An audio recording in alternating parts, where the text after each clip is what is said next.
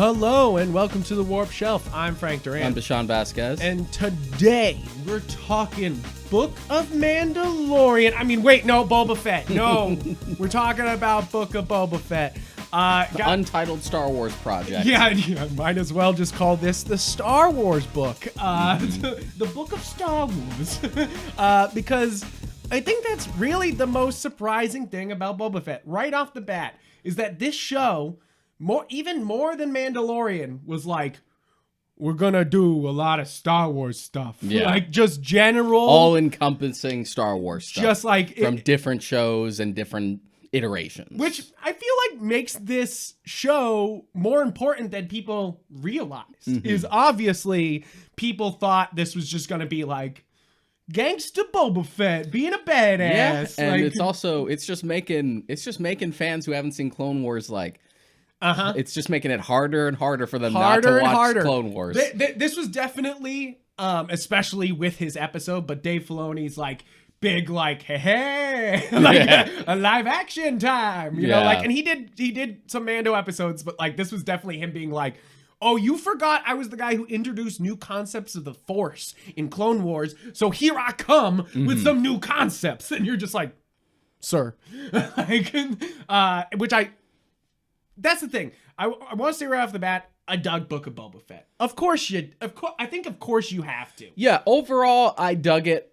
I was concerned. I think there's moments of concern. Yeah. I think there's moments of like, what's happening here? And I think there's a bit of cheese that people were not like, I don't know why they weren't expecting it after Mandalorian, which was very like, yeah, like this is Boba Fett, which is already a ridiculous concept that we're even diving in on Boba Fett, you know? Yeah, like, one could argue that we're sort of already kind of ticking that box with Mando, but then we don't have to do Boba Fett if we don't want to, but then we just ended up doing Boba Fett anyway. And you're like, oh, which right. I imagine is part of the reason we completely just veered away from the bounty hunter stuff. Yes. We already have Mando for that. Just like, okay, let's shift the focus then. Because even in this show, Boba Fett's not even the best bounty hunter in his own goddamn show. No. So I'm glad, like, he was able to, like, they're able to do something else. Now, I definitely will say, I went into this show and I watched the first 2 episodes weekly, and then I stopped because there was so much uproar about the 3rd episode. And I was kind of like, oh no, is this show going downhill? And then, of course, Deshaun's hitting me up like the next episode going like, whoa. And then the next episode he was like, you better catch up right now. Yeah. They're going to spoil it. And they were right. You all suck. No, I don't mean you all. Everyone listening to this, you rule. The internet in general sucks. I warned you. Because they're just like, and I'm not even saying it's funny. It's not even Twitter that ruined it for me. Usually Twitter will come in and be like, I ruined something because I wanted to make a meme.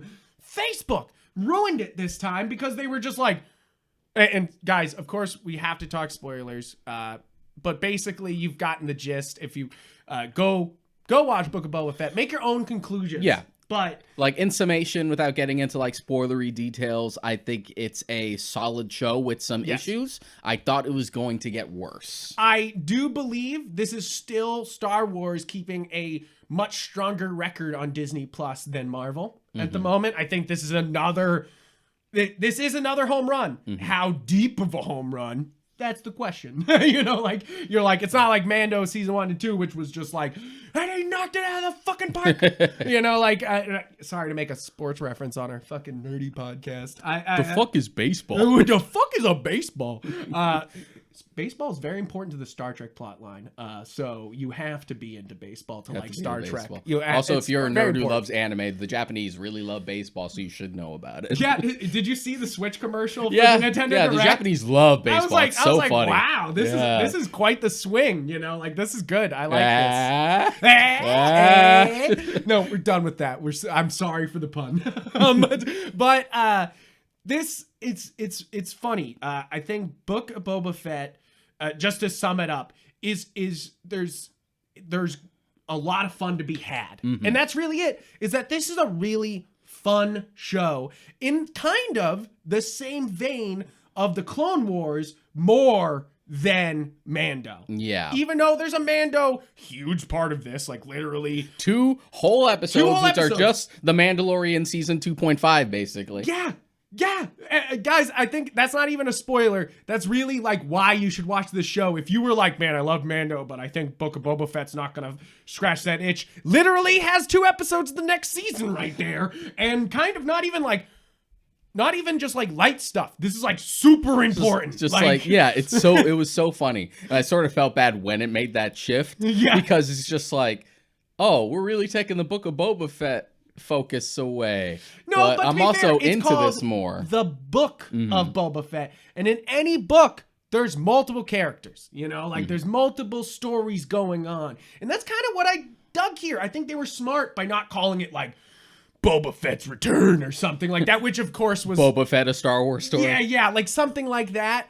I like that it is the Book of Boba Fett because you were able to do so many different timelines in Boba's life in those first couple episodes, and then you're able to like, and then there's a chunk of Mando that's just slapped in there, but also totally doing Book of Boba Fett stuff. Like it's definitely like by the time you get to the end, it all by him. It all comes together pretty well. Yeah.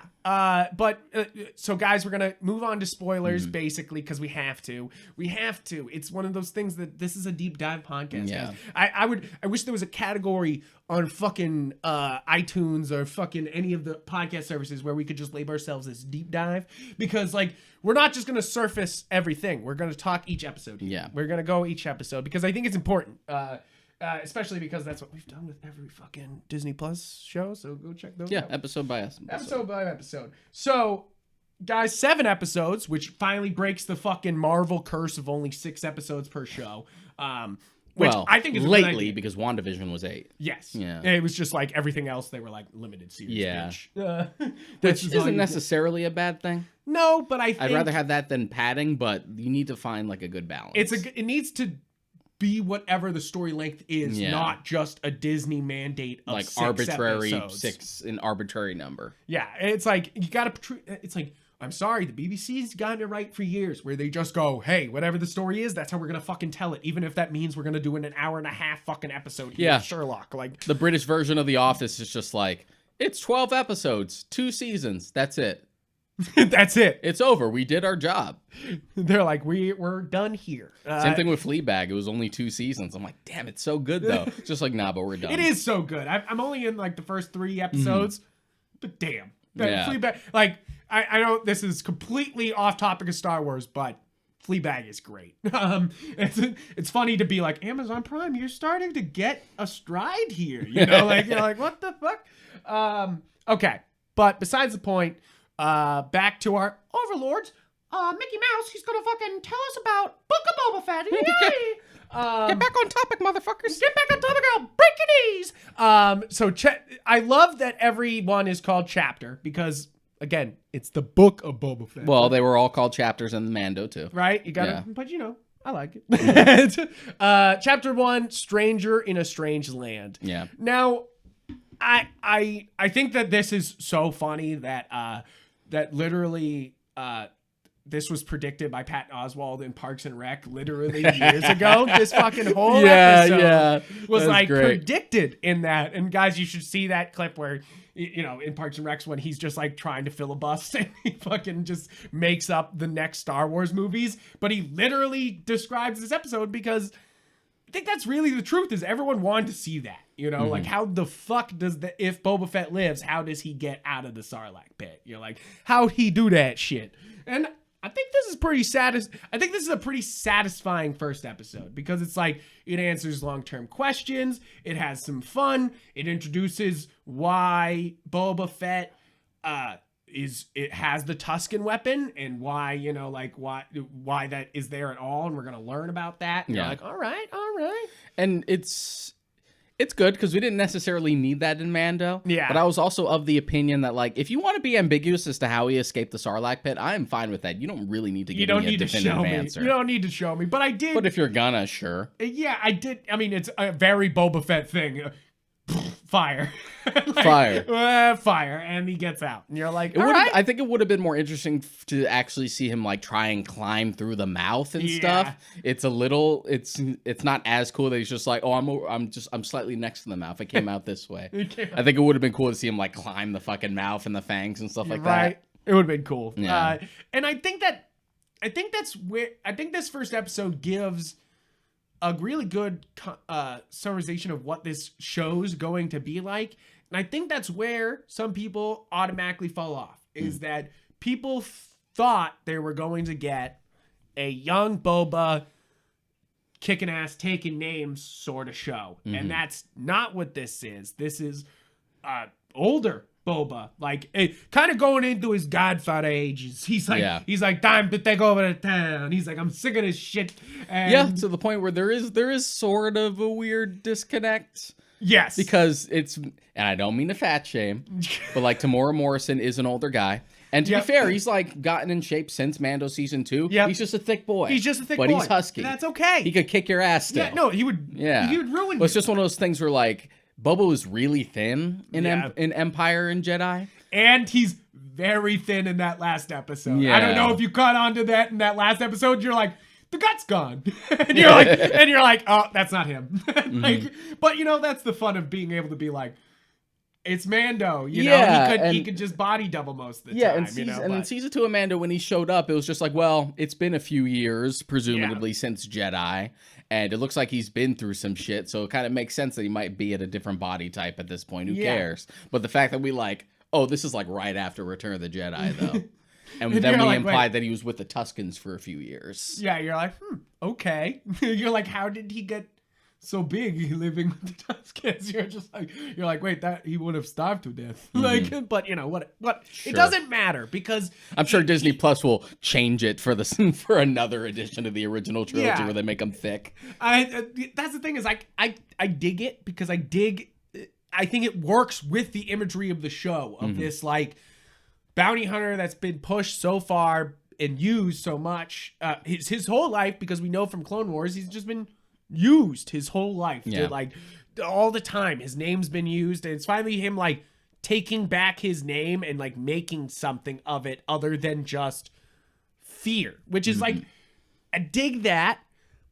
But the problem is that Disney kind of takes a lot of edge off takes too much of the edge off this show. Like, right off the bat, the idea that it's just like, I'm going to be the crime lord, but I'm going to be kind of the nice crime lord. I'm like, I don't want that. I still want corrupt Boba Fett. I just want him to be like a fucking mob boss. That sounds dope to me. He's like, but no, I'm a nice one. I know, they definitely went super anti-hero. Yeah. And I like what they did.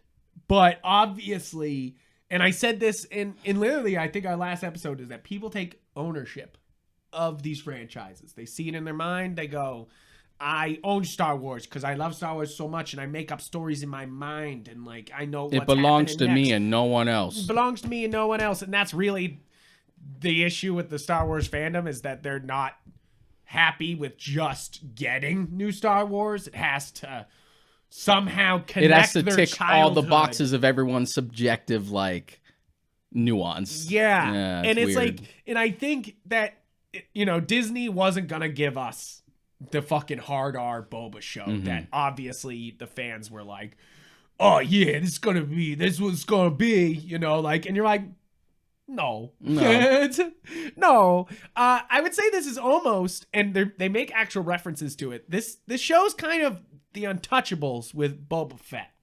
And they even do the whole like leaving the case in the diner blowing up at the same time as other hits going on, and you're like Untouchables. I've seen this.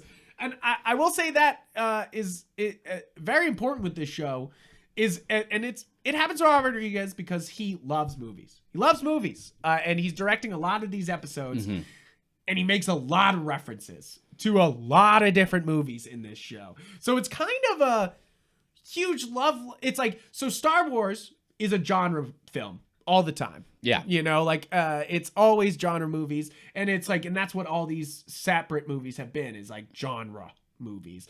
And it's like, And that's what this show, I think, accomplishes well, is it finally is able to like lean into all the genres that Star Wars can be. And it's a little bit, but it does work at times, you know, I think, but it is, I think it gets wavy. This whole show gets a little like, okay, so like the primary issue that like comes up to me just right off the bat is how we decided to pace out the flashbacks and keep using the plot device of back to tank dreams, back to the tank, to the point where Cad Bane makes fun of him for it in the final episode. He's like, this is about the time where you run off to your back to tank. Yeah, and you're like, damn, dude.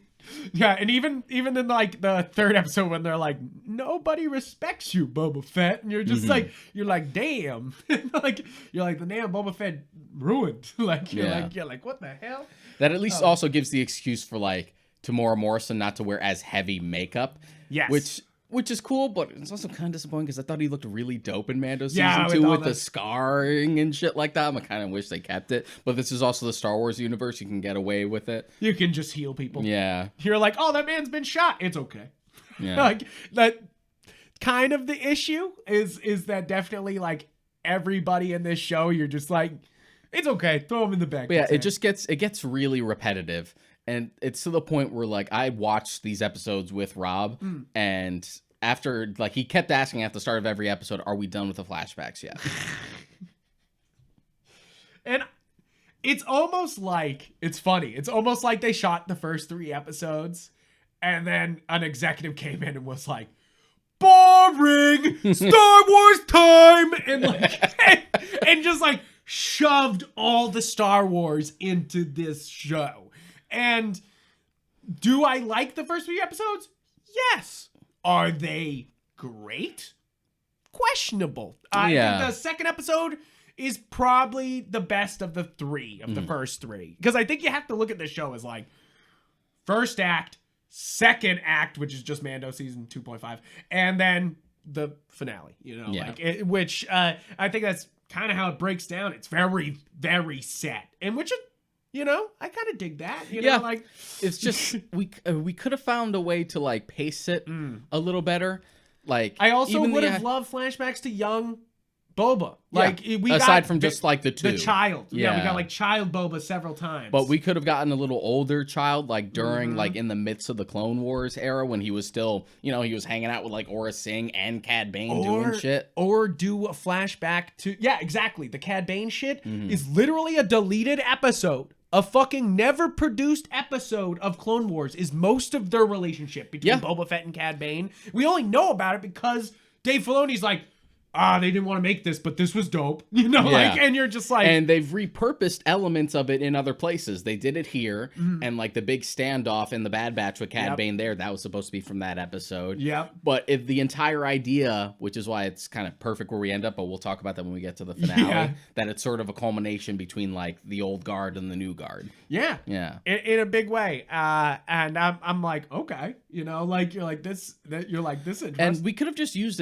maybe a different plot device every time as to like what works as the catalyst for the flashback. Like we talked about this in Last Night in Soho, where it was cool that there was a different entry point into the past every time. Like, of course, you have to establish a visual language, but if you're sticking to the formula too much, you sit there being like, okay, it's going to happen now. You know, like, it's like, this is the time. It feels like it comes to a screeching halt.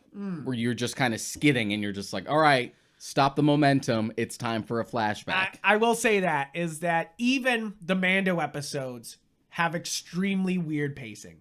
I will say that this entire show has a pacing issue. I wouldn't say it's a problem because most of the time they solve it. They're like, oh shit, this is getting kind of slow. Throw in the new Baka. Like Black Chrysanthemum. Which nice good practical Wookiee, and it's cool that we're bringing in a character from like the recent comics. Nice touch. I love that. You know, even if part of me is just like, God damn it, I have even more homework to do. Now I got to start reading the comics too. to be like Black Chrysanthemum, so I can know when they eventually put Dr. Affer or something in Yeah, one of you're these. like, Or wait a like, minute. I know Dr. Affer because I read her entire solo series. You're like, wait a minute. I mean, it's cool. I've said it before, but like Star Wars is in kind of this beautiful place where everything counts, where it doesn't matter what medium they start in, they're still a part of the universe and they can still be brought in. It's not a big deal, and I love that. You got to give Disney credit for that. You got to give. It's like a lot of people would be like, "Oh, Disney," but to be fair, I think they've already started the master plan of, you know how they already saved the prequels where everyone's like, wow, the prequels are actually pretty good. And you're like, shut the fuck up. You shut your fucking mouth. No, I love Star Wars, and I love every Star Wars except for Attack of the Clones. That's the only one I hate. I can watch Phantom Menace and Revenge of the Sith and have a relatively good time. Phantom Menace can be a little boring. No, I still Revenge like of the it Sith Liam I can Neeson's watch at, because it has the most natural. Revenge of the Sith has the most cool shit in it, even if it doesn't gel together all the time. But like Attack of the Clones is the only like cringe one. Yeah, where you're like, wow, we're finally getting Anakin versus Count Dooku. They're like, yes, but we're going to give you a really weird Yoda fight scene, and you're like, wait, no, hold on. Which did start a trend. Yes. Like after that, anytime a short person would be in a fight, they would basically fight like Yoda. Yeah, that's literally how Mickey Mouse fights in the Kingdom Hearts games. He just like hops around and shit like Yoda does in Attack of the Clones. Just like, we did it. We cracked the code. We cracked the code. The little guys jump. Have them hop a lot. I will say the cutest thing in this show, and this is a skip to a later episode, Luke moving Grogu by making him using the Force is the cutest fucking thing I've ever seen in my goddamn life. Like, I was just like, that is beautiful. That's adorable. That's adorable. But yeah, the first 3 episodes. Yeah, the chapter 2, Tribes of Tatooine. Yeah. Okay. Which is, I think it's like, I like this episode, but it gave me my first like red flag that I might need to stop like until it's over, was the huts. Why in 2022 are we doing digital huts? That's why. Yeah, it's a tough one. I know why. I know the original Jabba the Hutt puppet was like super intricate and very heavy and a bitch to like move around. But this is Disney. Fucking spend the money. Yeah, they could spend the money. That being said, I didn't think they spent the money on the Rancor. I will say that they spent the money on the fucking Rancor. And it was, the Rancor looked fantastic. And Grogu, of course. And the money's on Grogu. Like, I didn't think the huts looked bad per se, but it's just one of those things where among other things, bad. despite like CG, still were like, we could have done better. They don't look like they're in the scene. It's one of those things we're gonna look back on this and be like, what ass, you know, like, because like it's bad. And it's like, I get it. It would have been a gigantic puppet. It would have been huge. Especially since they literally only have one scene and they never show up again. They show up. They show up twice. They 3 times. They like assassinate and then they come back to drop off the Rancor. But like that's and I get Danny Trejo comes to drop off the Rancor. Yeah, but they come with and they talk to him. No, they don't. Yeah, they Not do. if I remember. Yeah, they do. I watched it recently. I watched it the other. I watched okay. it. I watched 2 scenes then. Yes, they are in 2 scenes. Because I remember them talking to them in front of the palace. And there's also there's the bit where they're like, we're leaving. Yeah, we're out of here. Yeah, exactly. Because you're gonna get fucked anyway. Yeah, I did. That was actually a great moment, I thought. Like it's like the dropping off the Rancor was so like, here's some fan service, you know, but like that was like an actual like mob moment where they're like, hey, this is too big of a fish to fry. We're fucking out of this, you know? Like, and you're like, oh shit. You're like, what would that make the Hutts pull back? I was kind of with like the female Hutt, where she was just like, fuck this rock anyway. Yeah, right. Just like, this place is not worth it. And as a person who's like really sick of Tatooine, I felt that. I will say that is that like, I know that the love for Tatooine is always there. It's one of the main loved like Star Wars settings. I would say it's the most used Star Wars setting in any game or media. It's the Virgin effect. It's the first planet. It's the first planet. And it's even on the fucking special edition cover here, we got fucking, there he is, Tatooine. And I get it.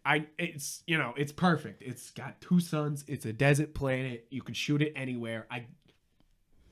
I get it. I get it. But at the same time, you're like, can we go other places? Can we move on? That's what I did like about the Mando episodes. They were like, hey, like Other places. other places. Did you know we have a Halo fucking station? You're like, no, I did not know that. Technically, I'm going to say Ringworld because that was the inspiration for Halo. That book did it first. Yeah. Ringworld by Larry Niven, classic sci-fi book. Sure. I'm saying that Bungie's not as original as you think it is. I know they're not original at all. It's like Ringworld and Aliens. Yeah, we got our aesthetic. We did it. They're like Halo. Yeah. They're like, did it. And they're like, and we'll add Arnold Schwarzenegger. Not Arnold Schwarzenegger. They're like, but Arnold Schwarzenegger. Yeah. That's what he's got the one lines. I'm just being pedantic on purpose. Yes, I know. We love Halo. Guys, we love, if you didn't know, we've read Halo novels. We played the games. We like Halo. I'm not playing the new game. I like Halo up to a point. Yeah, yeah, exactly. We like Halo. I'm not playing it. But I still go, Halo is a moment in gaming history. Yay, thumbs up. I only subscribe to like the original like Bungie orthodox. Oh yes. For Halo. Oh yes. Once Bungie was old gone. Orthodox. Once Bungie was gone, I was gone. Which I think that's why it's the smart move that fucking that they were bought. Is that like, yeah, everyone's like, wait, they don't own Halo anymore. That doesn't make any sense. You're like, yeah, but it's still a great studio, and they have Destiny, the highest grossing game out there. Yeah, it's not my now. thing, but it was smart. Yeah, you're like, come on, it's Yeah. smart move. But beside Moving the on. point, but beside the point, episode So episode 2, it's how do we got some fun. How do we feel? Because I feel like every time we run into like this particular kind of story, we get like the pushback. Because I was already, as soon as I saw this episode, I'm like, oh boy, here we go. Here comes the It's Just Dances with Wolves, Yep. Fern Gully, Avatar. It's true. It's that's the thing is Robert Rodriguez is referencing. I mean, Steph Green is the director of this episode, but like, Jon Favreau, every guy working on this is referencing those other movies, referencing, and like, in kind of a very true Star Wars way, that like even the original Star Wars is just Flash Gordon, you know, like, and Gordon, it's just Hidden Fortress. Yeah, it's all these old spaghetti old westerns. Even Dune. It's so much Dune. Tatooine is Dune. If you didn't like, It's just Arrakis. it's just Arrakis. The fucking Tuscans are the Fremen. It's like, so that's why I hate when people are like, oh, it's not original, or they're just they're doing something else. They're like, they've always been doing something else. That's the fucking point of Star Wars. Like, you're like, because like Star Trek is like big thought philosophy sci-fi, and like Dune is, Or at least it used to be. you know, like Dune is also philosophy sci-fi. So Star Wars is like genre movies done through a sci-fi lens. You know, like, that's It's all a always been melting it. pot. Star Wars is the ultimate melting pot for like genres. It's the reason why they always say George Lucas is a genius. First off, it's amazing how much detail. That's the thing, is that's why people love Star Wars, is that there's so much production that goes into Star Wars that makes it great. You know, like even today's movies, they don't use their big budgets on making the world big. They spend it on other things. Actors most of the time. But it's like, they don't build the background and do the production design. Like, can you... I want you guys to contemplate this week. If I leave you with one thing, think on the genius of the Stormtrooper. Look upon him and look at the genius design of the fucking Stormtrooper. It's like, it's perfect. It's one of those things where it's like, George, you fucking mad genius. You are terrible at directing movies, but goddamn, did you design some beautiful shit? Well, I will say Ralph McQuarrie designed some beautiful shit. Yes. To be fair. Yeah. Yes, exactly. Exactly. Is that like, and they keep it up. And I think that that's the fun of these episodes too, is that they're able to keep that up, where it's like, we go into the bar and there's literally aliens everywhere. And it's not like, it's not digital aliens. It's like full on makeup and new designs. And it's it feels like the Clone Wars where they're like, we can just animate it, so it's like, fuck it, who cares? Yeah, we could about do the whatever budget? we want. You know, like, and I think that's a fun of Boba Fett in general, is it that I think if you were a Clone Wars fan, you would like this show so much more. Yeah, in a lot of ways, especially by the time you get to that final episode, this is more the culmination of an arc for Boba that's been building since Clone Wars, more than it is like, I just like Star Wars. I didn't watch the cartoons, but I just want to watch this show about Boba Fett. Yeah, I will say that's number one thing, guys, is from and that you guys should pick up from this show is if you haven't watched Clone Wars yet and Rebels, it's time. It's really time. If you were like, who the fuck is Ahsoka, then you fucked up already. But like, you need I was talking to Christine about this because she hasn't seen Clone Wars. She's only seen the movies and Mando. And I said, I feel really bad for fans who haven't watched Clone Wars and are getting into the shows because there's a lot of Clone Wars shit in this. She's like, that's a weird flex. I'm like, it's not a flex. It's an observation. They're adding more and more stuff. It's getting to the point where, like, you're gonna get lost if you haven't watched Clone Wars. This isn't as simple. No, it's true. It's like, it's no longer just if you've seen the main movies, you'll get Book of Boba Fett. Clone Wars is no longer like Clone Wars is like no longer supplementary. No, it's not. I would say it's not optional. It's part of the Star Wars. That's the thing you watch when you watch the Star Wars. And I think the biggest compliment is that I said earlier, I hate Attack of the Clones. I love Clone Wars. You know, like it's some of the best Star Wars that ever Star Wars, and like you should get on it. But I will say that like that's what's fun about this show is that they do use their budget so well most of the time. You know, like it's that the only part that felt cheap. There's only two parts that feel cheap, is the fucking digital huts and the fucking Power Rangers. But at the same time, and you know what I mean when I'm saying Power Rangers, the whole biker robo gang, the very like fucking 50s to about 80s Vesper biker gang from Great Britain. Okay, it's two Spy Kids. I know it is a little Spy Kids. Two Spy Kids. I don't mind it. My big issue. I love you, Robert Rodriguez. Don't get me wrong. I love you. You're my literal inspiration to like make movies. But the Spy Kids went too far, and you can't bring the Spy Kids into Star Wars. My thing is, it still works. It would have looked a little more at home if this was prequel era, but because we're in more like used universe, a little dirtier, grittier, post original trilogy.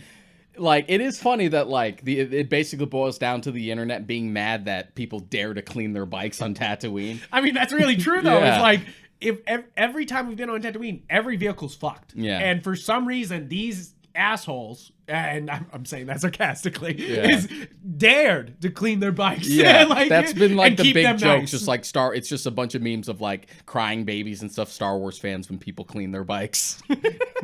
I mean, this is the biggest cheese in the entire series. Yeah, they're the biggest. If you're gonna complain about anything, and I'll understand, it's them. This was the first like. It gave me the same vibes as like that fucking 50s style diner in Attack of the Clones with Dexter. I'm like, all right. But come on, that gives us some of our best moments. Kenobi! One of my favorite voices to imitate. Kaminoan. The cloners, dead good ones too. Well, what do you know? It's so fucking funny. Yo, if he's not in Kenobi, I ain't watching it. Ain't watching it at all. They were clearly established as old friends. We must see the backstory for that. Know. Yeah. So my issue is, one, I get that they're based on like old like Vesper gangs. Yes. But one, they made the speeders look too much. Which is a French reference. Yeah. You know, which is weird in the obvious Spanish references going on in Tatooine, you know, like, or even Arab references that are obviously going on. You're like, wait, my where thing did this French thing come from? They looked way too much like the bikes that they're inspired by. Yeah, so they look like a Vespa. So they look like scooters. Yeah, as opposed to actual like speeder bikes. And two, that's the thing is, I think he thought it looked badass, and I bet it looked badass in person. I bet in person those look great, and also, I mean, they're very well designed. They move too slow. Yeah. That's definitely that's the other thing is like a lot of the chase scenes through Tatooine are very slow in this show. So it looks like they're fucking driving floating mopeds. It's really funny to look at. The like, fastest scene is the speed bike scenes. Yeah. They're always so much faster. Yeah. They could look they could look like that, and as long as they were like just as fast as a normal speeder bike, I'd be like, all right. Yeah. Okay. But the fact that they move so slow just makes it look worse and cheap. Yeah. Especially in the final episode where they're just like, we're cruising around town. We're on patrol. And it just looks so bad. Yes. You're like, Like, I can literally see the medium shot where they're just like, I can just picture the actors sitting on these bikes. Just like, yep, it is moving. We're pretending to move. We are really going now. Like a rear projection. I do think that it's rough, you know, like that's the part is I can't defend this shit because it's like I like the other stuff and I can be like, hey, come on, give this a chance, guys. This is fun. This is good Star Wars. Yeah. This is the Clone Wars cringe that like you get with, you know, with bringing in Clone Wars. Yeah. Is that it is a kid show. And I think that's really the problem here is that Book of Boba Fett has this weird like, we're still making kids shows, but we also are referencing a character that's definitely not for kids. It's just also as simple as like, if this wasn't on Tatooine, it probably wouldn't be as jarring. Yes. Oh, I mean, yes. If you actually had a planet that, say, maybe actually looked aesthetically like France or like Great Britain from back in the day, from like when this era is inspired by, then it would be like, oh yeah, it fits aesthetically. But because it's on Tatooine specifically, I'm like, did you guys import those? Did you import those?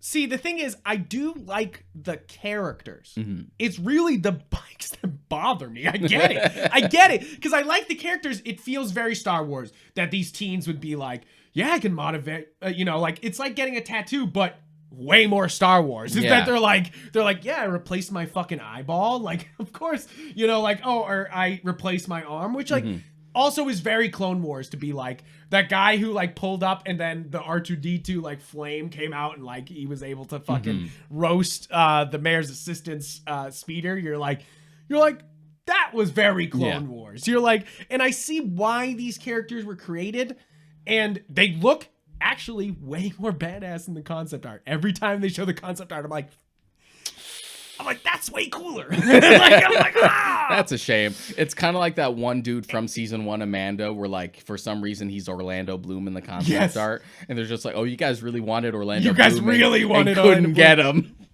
You're like, oops. And it's so funny though. It's just like, it's so like, oop.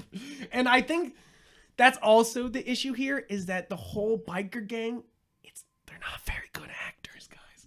And I'm not saying that anybody else is doing Oscar-worthy shit in this I'm not show, familiar with any of them. I know the girl with like the prosthetic arm is known for Yellow Jackets. Yellow Jackets. I haven't watched Yellow Jackets. I know she's like big on there, and people were excited to see her on here because of Yellow Jackets, but I'm unfamiliar. Yeah, it's not that they're a new face, and I'm kind of putting them down for being a new face. They literally. It's too hammy. It's like every line you can see the seam between their teeth, you know, type of thing. Where, you know, like even the guy who comes in and tries to, who's the actor who is trying to get them taken out by Boba Fett. He says nobody respects him in town. I forget who's the actor who is that tries to get them caught. He's a famous actor. That's why I'm like looking at you being like, Stephen Root. I'm like, Stephen Root. Yeah. Which I thought was actually he fits so perfectly into Star Wars that I was like, well, Stephen Root is like kind of the king of like showing up in movies unannounced and being like, I'm here. Hey. I'm just like, hey, good to see you. Good to see you. I will say, I think I forgive a lot of these first 4 episodes, really. For a lot, because one of my favorite actors is in this show, and such a small but hilarious role that makes every episode worth it. I'm talking about Matthew Perry. Matt Berry. Matt Berry. As the droid. He's got a specific name. 8D8. That's an easy one to remember. Right? I can remember that. Love him. First off, if you don't know, he's fantastic in What We Do in the Shadows. Yeah. He's fantastic in IT Crowd. He's fantastic in Toast of London. Mm-hmm. The man's a fucking powerhouse of just straight comedy, and he's always funny. And the minute he started talking the first episode, I was like, oh, I was just the Leonardo DiCaprio meme, just being like, it's him. Like, I know people were doing that when the droid from the Jedi series showed up. Yeah, the fucking the BD droid. Yeah, you're like, which was kind of cool. I'm literally like about to start playing Jedi Fallen Order again. Like I started it, but then I think something like bigger came out. Yeah, I was you're just like, moving over for now. going I'll come over back there. to it. I think I shifted to the FF7 remake and then never went back. So now I'm trying to like jump back into it. But yeah, the BD droid, I'm like, cool. Again, another example of like everything counts. Everything counts. That's a droid specifically made for that game. It can show up here. That game is canon. It doesn't matter. Boom. Plus, it's also an easy way to shut the fucking fans up about what's canon and what's not canon. What's canon? You're like, shut up about the canon. We talked about it so many times, but shut up about the canon. Like every fucking time. No one cares. But it's just it's so funny. It made me so excited to watch each episode because he was like gonna do something wild every episode, and I was just like, and I will say. One of the absolute joys of this show is Fennec Shand. Shand. Sorry, I'm of course going to mispronounce everything. But Ming-Na Wen, Mulan, being on screen as her, and then also in Clone Wars and Bad Batch, you're like, I love this so much. It's one of those things where you're like, yes, what a fantastic translation. That's what's great about this show is there's a lot of like, really fantastic translations from animated to live action. And I know some people will, and we already said no we're already past spoilers, but Cad Bane, when they finally show Cad Bane, it's like people were complaining about that, and I'm literally please stop, because that is incredible. Incredible. I loved it.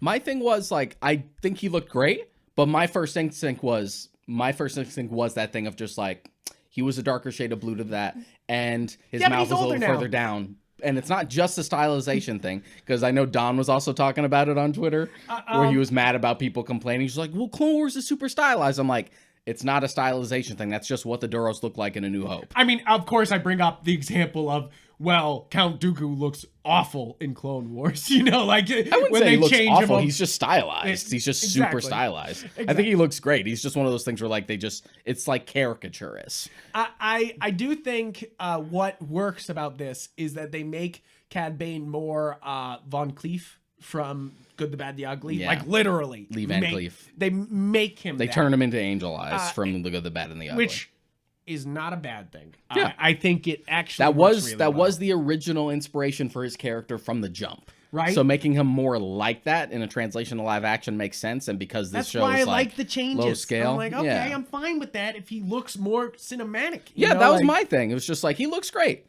But it was like in the back of my head, it's just like, I can see the differences, but I'm not mad about it. Right? You're like, come on. And Rob, the biggest fucking Cad Bane fan I know, was very excited about it. I bet, dude. Yeah. I told him, to be fair, if he's listening, I immediately thought of you, dude. When I came to that episode, I was like, oh man, he's going to be so happy. He hadn't seen it when it aired. And I basically messaged you both at the same time while I was watching the episode. I'm like, stay the fuck off Twitter. Which again, Facebook ruined it. Ruined it. Him especially. Because they were comparing, like, guys, even if it's 2 days, like, guys, it literally was 2 days afterward or a day afterward when they spoiled it, and they were just comparing the shots, and I'm like, sure, you're trying to like make this critique and show how mad you are, but like, you also spoiled it, you fuckers. Like, you know, like, you're like, but it doesn't matter, because none of the spoils I got in this show actually. I actually fell for a spoiler because somebody showed a shot of Mando laying on the bench, and I thought they were going to fucking kill Mando. And I was like, what? There's supposed to be a Mando season 3. I was like, I thought I got spoiled that they had killed Mando. Like, and I was like, oh my God, they're going to kill Mando. I was like, that's fucked. Is it just going to be the Grogu show from now on? Like, I was like, oh my God. And then like, totally that shot was thrown in there just to do that, you know, like just to be like, oh, is he dead? You know, like, he's just sleeping. Yeah, he's sleeping. He's having a nap. You know, you can't tell. He's fucking wearing a helmet. You're like, God dang. But I I will say, okay, so moving on to the next episode. I do want to shout out like the cinematographers for these episodes because their names I'm familiar with. The one that like really caught me off guard was Dave Klein for a lot of these episodes, who, as Kevin Smith fans, was an old friend of Kevin Smith. He was the cinematographer for Clerks, Mallrats, Chasing Amy, Clerks 2, and Zack and Miri Make a Porno. Yeah. So I'm like, oh shit. I will say that's one of the very good things about this show over the Marvel Disney Plus shows is that some of the Marvel Disney Plus shows, yeah, they have the production budget of a movie, but they don't look like a movie. Sometimes they look like a TV show. That's not all of them. I think Hawkeye was very cinematic, and there's a couple of them that really stand out. But this looks like a movie. Star Wars, you know, the Star Wars live action shows so far consistently have looked pretty movie-like. Yes, which is good. There's some dips in budget at times, but most of the time, fantastic. Yeah, where they're they're limitations kind of show. I still think about the shot when he's taking down the biker gang with and we'll say it on this show, Slave One. We don't have to fucking say my ship. The fire spray. The fire spray. Which, to be fair, that is the class name of that ship. Yes. So you kind of get away with it in that way, but like it's been called the Slave One in Clone Wars, which, as we've said before, is going to be essential. It literally ties into the arc for Boba here. It's been called Slave One and so many other things. I get Disney's like initial, don't even have the conversation come up, but it's one of those things where one, in electronics, there's like an actual slave and master thing going on. Yeah. And there are slaves in the Star Wars universe. Anakin was a slave. Yeah. And that's the thing. That's the more Disneyfication that's going on, I think, where they're taking the rough edges off of Boba, is that you're taking, by changing the name, you take off this whole like sinisterness of Boba, that he is catching people to be slaves. Like, that's the scary. He's a villain, guys. I know he's supposed to be the anti-hero of this show, but like that's kind of the point, is that he was a villain, you know, like, and sure, it might bring up some real world implications, but again, slaves exist in the Star Wars universe, and they're not just black; they're from all races. Yeah. Anakin's a white boy. You see scenes like Wookiees and stuff being brought to like the mines of Kessel. Even brought up in Boba Fett. They talk about him being a gladiator, you know, like, and you're like, fuck, like, you know, like, it's just like one of those things that like Black Chrysanthemum. It's weird that they like kind of jump. It's a lot of logistical hoops for a name that's supposed to strike fear and be kind of disgusting, you know, like that's the point. But like, maybe that's where you could have had a moment where he's like, it's no longer the Slave One right now, you know, like you could have had a moment about it instead of just being like my ship. He's already having a fucking character turnaround, so you might as well give it like just a new name. I know, it's one of those things where like that could have been like literally a moment where after they steal the ship where he was like chipping off the name and he's like, and he puts something else on, and that would have been cinematic. That would have been symbolic, you know, of this like, hey, so my ship and fire spray doesn't work. It works as a class name, but as a ship name, it's stupid. Yes. Like fire spray is like, okay, that makes sense. That's just because of the way that weapon works on that ship.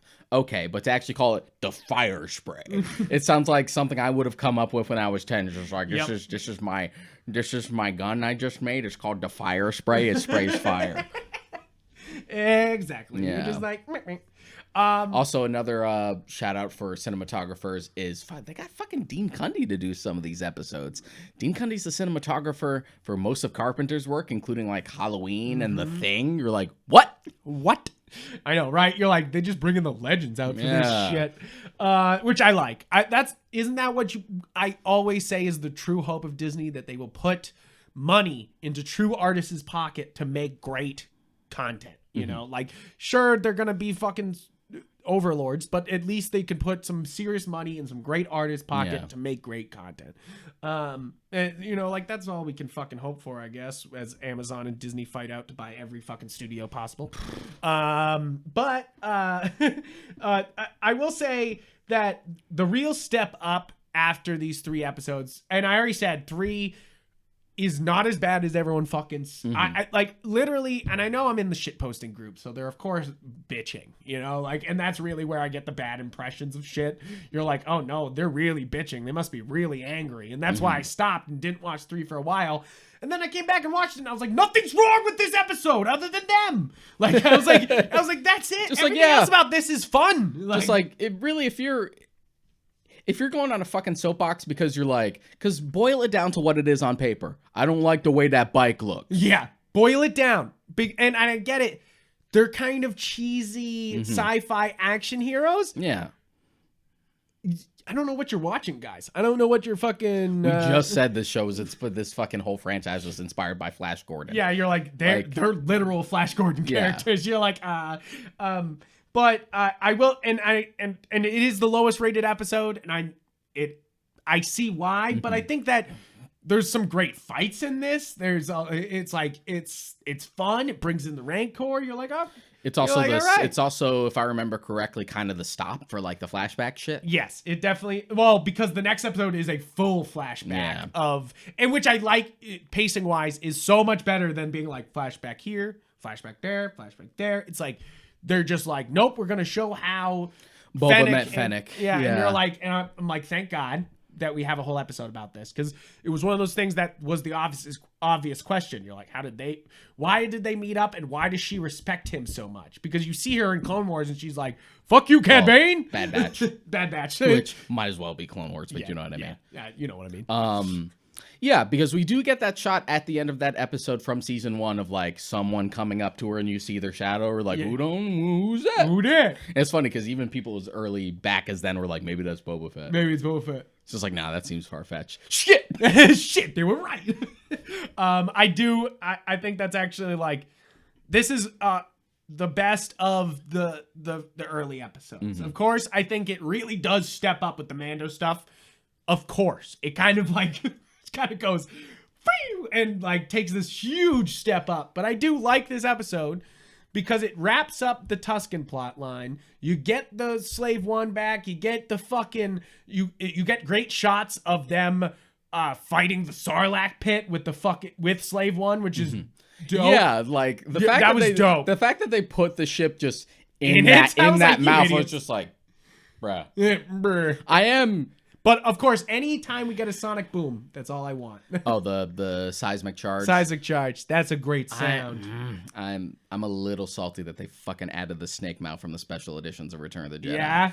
You were like, no, they put the beak in there. They put the fucking beak in there. It was kind of cool that they sort of found a compromise where like the Sarlacc pit was there on its own. Yep. And then the beak was sort of hidden out so it can come out when it needs to. So they're just like, well, both counts. If you only watch the original cuts, then that's fine. If you watch the special edition, that's fine. But me, I'm always just like, don't fucking canonize any special edition shit. That wasn't in there. Sorry, guys. It wasn't in there.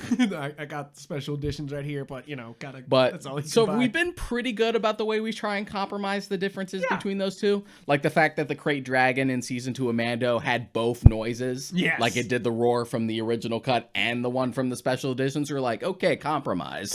We're taking a good step. Yeah. I think this episode's got some great action. I think that the Gathering Storm is fun because of course it also is very it's very much like, okay, we're going it's going to war, and you're like, okay, we're going to fucking war, you know, like you're like, okay, this is rampant, you know, like which I was hyped about because I was worried it was going to it has pacing problems, so it was like, I want my gangster movie, and then they were like, we're not, it's slowing down completely, and you're like, no, wait. and then to finally be like, we're going to the mattresses, I was like, oh hell yeah, let's go, bruh. And then they're like, and then of course the tease at the end of the episode where they're like, we're gonna need to get some muscle, then you're like, oh boy, I wonder what mysterious character might show up in the next episode. And I love that the next episode starts off with being like, it's called The Return of the Mandalorian, and it's kind of this huge like, Mando has taken over this entire show. like he walks in fucking to way. the meat scene, and first off, the cinematography in this episode alone is incredible. I love it. I love the way this episode looks all over. And it's Bryce Dallas Howard directing, which you got to give it up for, and it's David Klein. It's David Klein. And Nice. you're just like, I love the look of this episode. Now, this is the episode that's trying to bring back Wizard. Now, should we talk about this? Is I suppose. it the time to bring back Wizard? I'm not sure because I know wizard as a slang term originated from the UK. So I'm wondering if it's one of those things where like it came over here and then it dropped out of popularity, but maybe it never went away over there. So now it's that's coming Wizard. back again. Oh, that's Wizard. I don't know. Yeah, I get it. You know, and you have. I think the other important thing about Star Wars is its British roots with all its British actors in the original movie. So you kind of have to bring in that like weird British but sci-fi slang. Yeah. They also say Boba Fett when he's talking to the gangsters. I hope you fight as good as you talk dank. And you're like it's funny because coming out of his mouth it sounds so weird. Yeah. But if you do throw a British accent on it and you're like, I hope you fought as good as you throw dank, you're like, that works. Like, you're like, I see what they're doing here, you know, where it's like, oh, it's slang, but sci-fi. Sci-fi. And sci-fi. And you're Frack. like, Everything's fracking. fracking. And which has a different connotation now, which kind of makes me laugh when you think about Battlestar Galactica. Yeah, right. Fracking has a much different note now. Yeah, like, wait a minute. But even the amount of times you hear like Mando or fucking Cara Dune go like dang Ferric. Yeah, right. Like, okay. I will say that this episode covers these two episodes cover a lot. I will say as my only critique of these two episodes that are basically Mando season 2.5 is they are. It's like it is kind of like it's very Kingdom Hearts where you're like there's a lot of fucking story in between these fucking. Like, in between these seasons, Jesus Christ. No, this makes sense. Yes, of course. Yeah, this makes sense. This actually makes logical sense. This doesn't make me mad. But this is a lot of fun. They cover a lot. The fate of Grogu, the fate of the Darksaber, what's happening with the Mandalorians, what a ring world, what Mando gonna do now that the Razor Crest is gone, which I kind of love Mando on public transport. Like, I was laughing about that. There was an article when that episode came out. It was just like, man, the Star Wars universe is all beautiful and wondrous until you have to fucking fly commercial.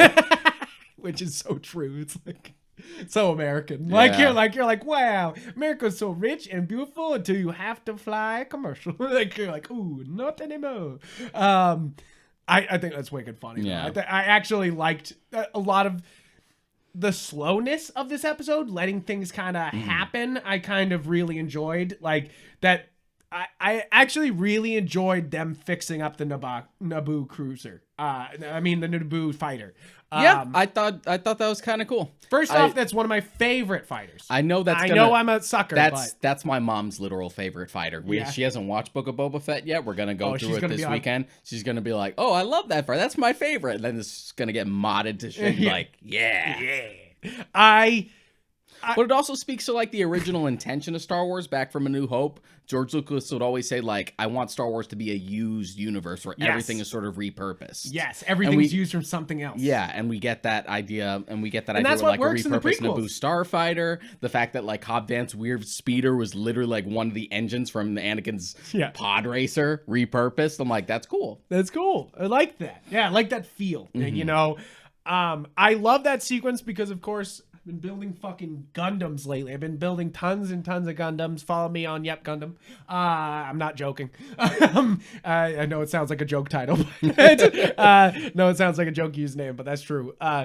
But really, it's like a model building scene because there is models of the fucking Naboo fighter. So it's like it literally is them just like building a model, and I was kind of just like the joy of building models. I love this. I'm like I like this a lot, and it's also very the dialogue in this whole sequence is actually some people were like, oh, it's cringe, but I actually really liked all this, you know, like, oh, I dated a Jawa and stuff like that. Like, it's funny. It's like, it's weird. Fucking S-tier memes came out of that. Yeah, right. They're just like, Jesus.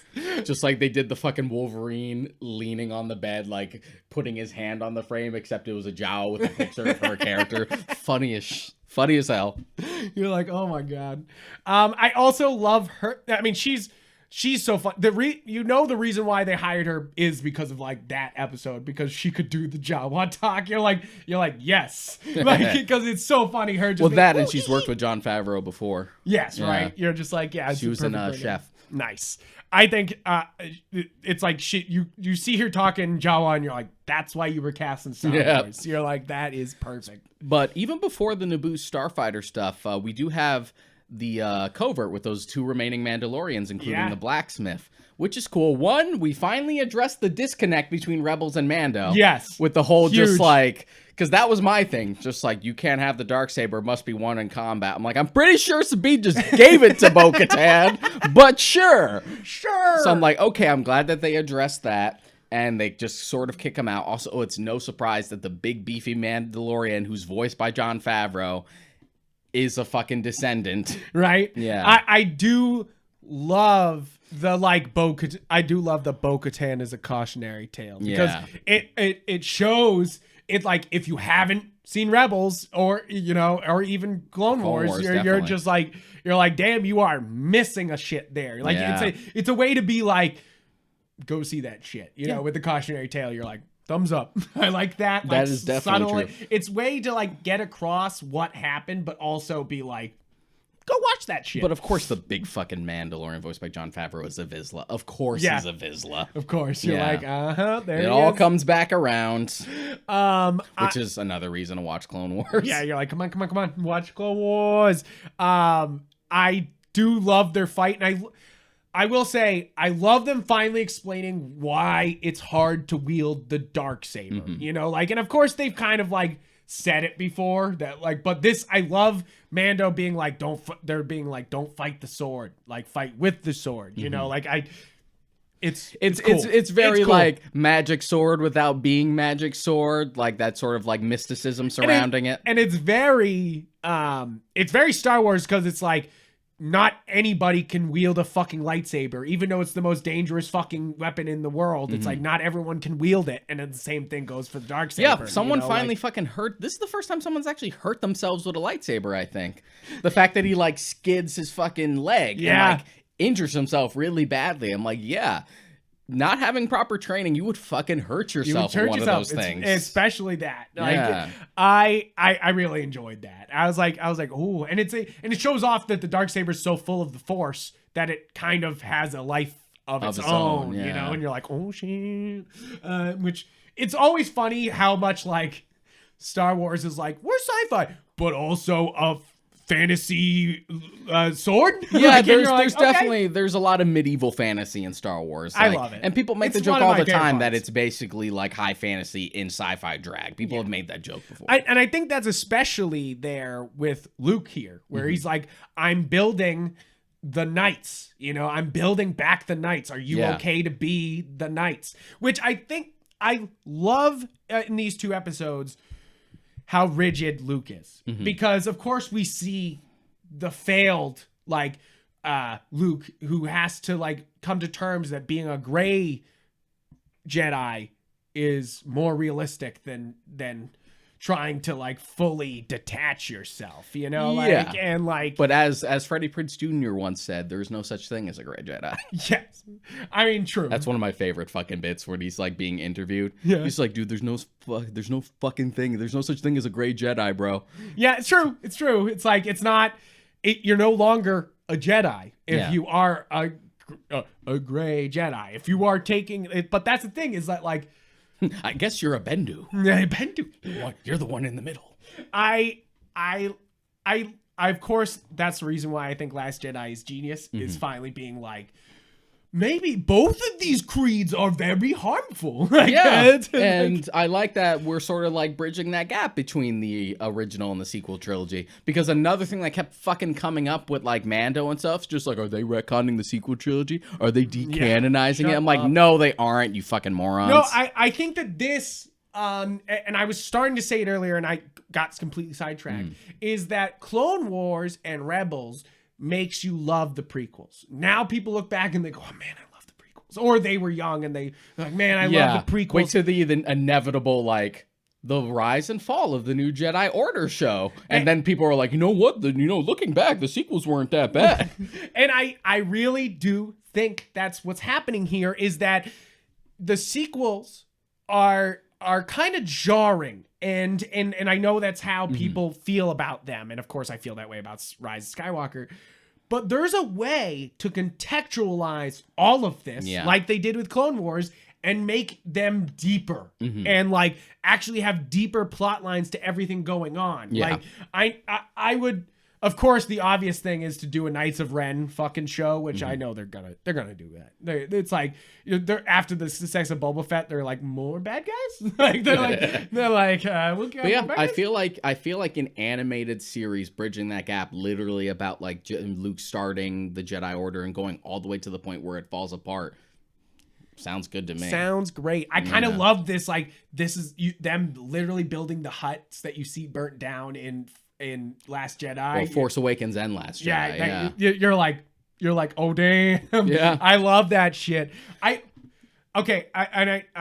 know we're kind of skipping around, but I do love that they finally they give Grogu the choice. They give choose between being a Mando and being a Jedi, which I think is obviously Luke being the dumb shit that he is. I think you need to remember, guys, that Luke is a dumb shit. Is that I love him as a hero, but the man is dumb and takes a very long time to learn things. and definitely, like, he's being too, it's like he didn't learn anythm from Obi-Wan or Darth Vader. He's being too rigid. Yeah, and it's one of those things where, like, you could tell he's come to terms with that in The Last Jedi, where it's just like, oh, this whole, like, non-attachment, like, just be cold and detached thing actually doesn't fucking work. Yeah. But this is early optimistic Luke, where he's just like, yeah, I can bring back the Knights. I can bring back the Knights. I'll just run it the same way the old Jedi Council did. Yeah. Forsake attachments and stuff like that. That worked out for them, didn't it? Yeah, it worked fine, right? All right. So, and I kind of dig that like, you're kind of like, Luke, why are you making such a bad decision? And you're kind of like, that's what he's trying to always do. He's also being plain about it. Yeah. Like the line where it's just like, a short time for you is a lifetime for someone else. Right. And it's not so like even if you go back to the Mandalorian, eventually he's going to die. Yeah. And who knows how old you'll be at that point. Right. You're just like, so he's at least being plain about it. So I like that sort of like cliffhanger twist. I was wondering where they would go with that. Here's my thing. It makes sense because we want to keep Grogu around. But I do like getting rid of the tragedy of like knowing that Grogu's gonna die the whole time. Because if he did go with Luke, he's dying by Kylo Ren's hands. That's kind of why I like. I know. And this is Star Wars. I mean, that's the entire fucking thing with Clone Wars, is that it's all gonna fall apart. And I think that's kind of the fun bit about this little timeline we got here is it's gonna all fall apart. Like, and most of these planets are gonna get vaporized. And the idea of like Grogu being a potential Jedi that's seen the fall of 2 Jedi orders honestly sounds fucking awesome to me. It's like beautifully tragic and edgy, and I love it and I want it.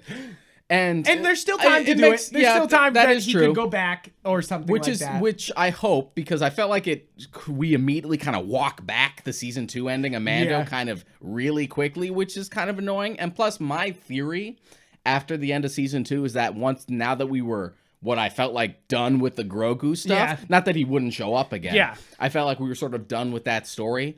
And I thought going forward, it was going to be more about reclaiming Mandalore. Yeah. And Mando sort of being torn between like normal Mandalorians and the Watch. They leave the seeds where they kick him out of the Mandalorians and they go, you can only be forgiven in the waters of Mandalore. Yeah. And you're like, how the fuck is he going to do that? So I figured the idea was just like him being torn between 2 worlds, like what I was raised versus like what Mandalorians actually act like. The fact that I was raised by basically terrorists.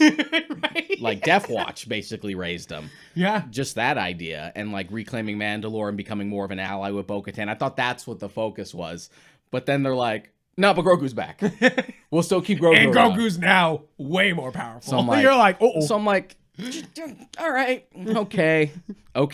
it makes sense. It's not where I thought we were going, and we still have room to get there. Yeah. But it's just like, all right. Yeah, you're like, man. Let's actually talk about Luke. Yes, because we haven't really talked about. Very important to talk about Luke. I'm surprised we went on this long I went on to without bringing it up. Grogu. I wanted to finish the Grogu thought, but we got to talk about Luke. We got to talk about this is a lot bigger than just a hallway scene and a face reveal. Yeah. This is scenes After with young scenes, Luke. after scenes after scenes. Like I was This is surprised like that they 20 kept it. fucking minutes of young Luke. I can't believe that they had the balls to keep it going this long. Yep. And the fact that it feels very Holy- Ghostbusters Afterlife, where Yeah. you're except thank God we still have Mark Hamill, and that it feels less like grave robbing than the Harold Ramis at the end of Ghostbusters. Well, but was I okay know they with did his with the family. permission. Yeah. I know they did it with permission, but you're like, um this at least you're like, I can see that it's Mark Hamill's performance. I think that's the number one thing. Yeah. Is that he looks decent. they keep him And on set. It's still him doing the performance, and you can see the action. You can also see the. I think the most important thing is that when Mark Hamill was doing the original Star Wars, he was a very young actor, and of course, it's very Harry Potter, where you're like, Daniel Radcliffe is not the same actor he was in all of these Harry Potter movies. You know, he's a much better actor now, and I think that shows here is that Mark Hamill's a much better actor now. Yeah. And I think he's able to show some serious range here. You Yeah, know, it is an interesting thing, and I do want to bring this up because it seems like it's a controversy that keeps rising up because it's a a technology early in its infancy. Yes. So basically, they hired one of the most famous deep fake artists for the show to do the Luke effects for this bit, and it looks pretty fucking incredible. Looks pretty good. In most shots. There's one or two. It's usually when One he's or two when he turns. when he's When in he turns. profile. Yeah, Yeah. when he turns, it looks a little off. But any close up and stuff, you're just like, that looks fucking incredible. It's kind of eerie. It is eerie. It's eerie, but in a Yeah. way that I'll say it. I'll say it about the end of this whole show. Is this whole end of the show at once the Mandalorian stuff starts is just nerdgasm after nerdgasm. And I know they're playing on the nostalgia, but it's so much fun. So with Luke there, it's like, okay, he looks good. For the voice, they did the same thing they did in Mandalorian Season 2, which was basically run his voice clips and stuff through audiobooks, any appearances, interviews, any clean audio they could find through an algorithm to sort of make him look younger, sound younger. You sound younger and have that performance come through, which they did in Mando Season 2. And I've seen that scene a few times now. Yeah. And you can sort of hear it be a little robotic sometimes, and the same way works here.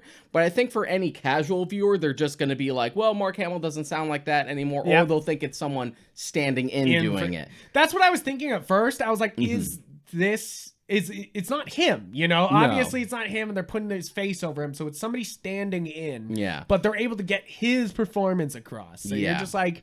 So you're just like, okay.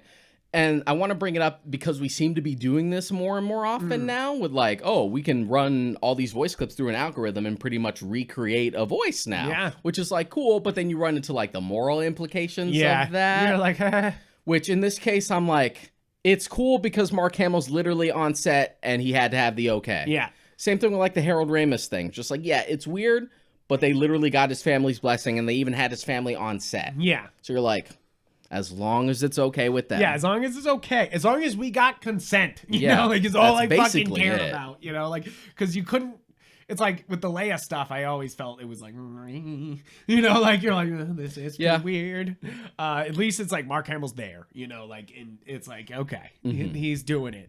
I think he looks great. I think it's fun. I think of course, my favorite Luke outfit is this outfit. I love that he's just chilling in the Return of Jedi outfit. He's oh yeah, that's always been my favorite outfit. He's I'm badass as fuck. Just black and green as a combination started as a favorite for me. Came from Return of the Jedi. It was a combination of the green lightsaber and the green Power Ranger that made green my favorite color. That's funny. Yeah. You're like, that's it. That's the color I associate with these cool things. That's my color. It's funny because green is my favorite color, but everything I have is red. I always that's kind of my thing. Green is my favorite color, but green doesn't look good on everything. So that's why you never see me in green clothes or anything like that, because it's a tough one. It's a tough one. Not we don't wear just black and white every look at how looking at our shirts. I didn't notice this. We look it's such a similar print. Like you're like, oh wow, same people. But the great shirts, by the way, great shirts. Yeah. But beside the point, I feel like a lot of people were like, they wasted Ahsoka and they wasted Luke here. And you're like, no, this was huge. This was fun. You got to actually see some Grogu training. Yeah. Like, they didn't waste it. Like, they didn't just blow by. You got to fucking see Ahsoka and Luke interact. I know. And be like, you're so much like your father. And you're like, yes! Yeah. And just the idea is just like, oh, well, I see you again. It's just like, maybe. Just like, basically, it's just like, stay tuned for my show. That's what it's like, yes, I do think it's like too early to send him away from Luke. I wanted like literally half the season of season 3 to be like training Grogu. Like, that's kind of my thing too. It's like, you're like, oh, come on. But I do think they are absolutely setting up that Luke is going to be like with Ahsoka gathering Jedi to the temple. You know, like I do think the Ahsoka show is going to be. The Ahsoka show will be a mix of that as well as just like going to find Ezra. Yeah. Yeah. Oh, you really think? Yeah. No, I mean Dave's involved. Of course he's they left that open. Yeah. Rebels literally ends with them going, we're going to go find Ahsoka with Sabine. They literally just casted Sabine for Ahsoka. Yep. I imagine that's going to be at least one subplot. Yep, I agree. The fact that she's looking for Thrawn. Yep. And Thrawn was with Ezra. So I imagine that it seems like the dots are there. The dots are there. Dave's like, finally, I can connect all the dots. It'd be interesting because Ezra would be a grown man by now. Right? Yeah. I want to see who they cast as him. You're like, ooh. You're like, that'd be fun. But actually, I didn't even like think about that, but that's fucking awesome. You know, like you're just like that's why I'm excited for the Ahsoka that's another show one. now. It's just like you can't skip these cartoons anymore, guys. You can't. You really. It's like I know a bunch of people who only watch Clone Wars, and they were like, "Oh, Rebels is too much a kid show." I'm like, you didn't get far enough in Rebels, because it fucking amps. I'm going through Rebels right now with my mom, and she was like, kind of multitasking through a lot of season 1. She was just like, and I'll say that this has the classic sci-fi first season, not so great. I'm like, just wait. And then they're like, just wait. Then like the season finale, she was a little more into it. It's got some of the it's got the best line from Darth Vader though in the entire, other than in the I think the comics and Rebels has the best lines. Then you will die braver than most. Oh my God, I love that line. That fucking comic book line. On the comic book line, you're surrounded. You're surrounded. The only thing I'm surrounded by is fear and dead men. You're like,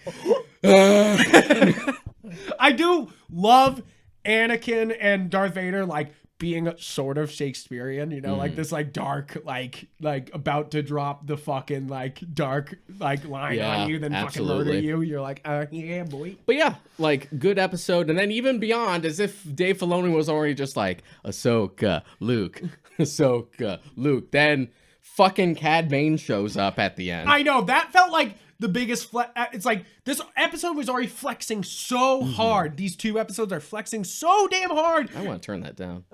We steaming up super hard. Yeah. But we it's also one of there you go. Is that like having Cad Bane is the extra flex on here, because you already had bringing back Luke and speaking Luke and training Grogu and meeting Ahsoka, and you're like, and Mando meets Ahsoka, and there's like R2-D2 there, and you're like, wow, like you're like already being like, holy shit, what a Star Wars, and then they're like also the man, the myth, the legend, and I love that he just comes in with the fucking hat down, and you're like, bitches don't even know. That's what I was thinking the whole time, is that first thought was Rob's going to freak out. And then second was bitches don't even know. I got to hear him freak out because I watched it with him. I told him not to fucking stay off Twitter. Yeah. And I was just like, this is not a drill. Important. Don't fuck around lest you find out. And so he's just like, what are you available tomorrow? He's just like, okay, this must be important. Like, yes, we're going to watch it. You're like, it's time. And yeah, he was freaking out. It was very much like a denial thing where like, you see him in the distance and he was just like, wait, is that? It's just like, wait, is that? He's like, they fucking did it. They fucking did it. They mad bastards. I agree. It is such a moment of like, holy fuck. Like as a fan, you're like, there he is. There's the motherfucker in the flesh, and he's threatening. fucking frightening. And that's what he's supposed to be. That's how he feels in Bad Batch. That's how he feels in Clone Wars. That's another, like, same thing with, like, the mouth placement and, like, the shade of blue that, like, I immediately picked up on, but I didn't care because he looked good. Yeah. Was, like... It's just like the nitpicky brain. You're like part of my brain where it's just exactly. like, not exactly. His mouth was down here. He was a different shade of blue. And also, he didn't have a row of shark teeth. He just kind of had normal teeth with like... I kind of dig it, though. I dig the shark teeth. I'm like, but he had just normal teeth and he had like 2 incisors, like 2 prominent incisors like a vampire. Yeah. But if you want to give him a row of shark teeth, fine. It's funny. These 2 episodes are they were saying this is the highest rated episodes of TV on IMDb in a very long time. That they're sitting at 9.4 and 9.5. I like that his design is sort of a mix of like his original design from when he first showed up, but also a little bit of the more modern stuff, like a compromise. I do like that he shows off that he's got the flame blasters just like Boba, just to be Boba. Like, I've been teaching you the whole time, bitch. Yeah, you know, like, and of course, like, and I would have been mad if they didn't. Of course, he's fucking voiced by Corey Burton, just like he is in the shows. I know. So that is the biggest, like, they did it. You know, like it was like before he started talking, I was sitting there being like, oh my god, talk. I was like, just say something so I know he did it. There's no reason he should be. He's a dude in a suit.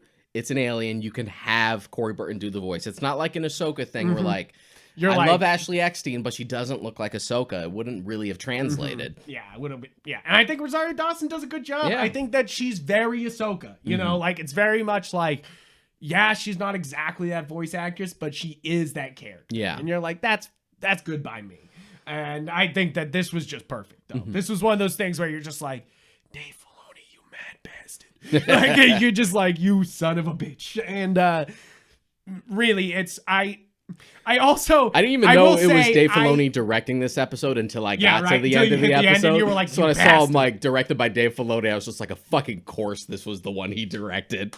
I will say, and of course this is a little bit more jumping around, but it's not really, is that I love that he killed Timothy Olyphant. Like, I know he killed Cad Bane because he was an important character, and it should be a very important character killing another important character. It makes it feel significant, and they totally are just like back the tank at the end. And Cobb Vanth is another example of a character first appearing in alternate media and then being brought into live action. He was a character from one of the novels. Yeah, you're like, holy shit! Like, I of course Timothy Olyphant is always great. I think he's forever typecasted as a fucking cowboy. Forever. He does. Poor guy. It's just one of those things where, like, in the same way Giancarlo Esposito's always fucking typecast as villains now ever since Breaking Bad. Yeah. Ever since. No.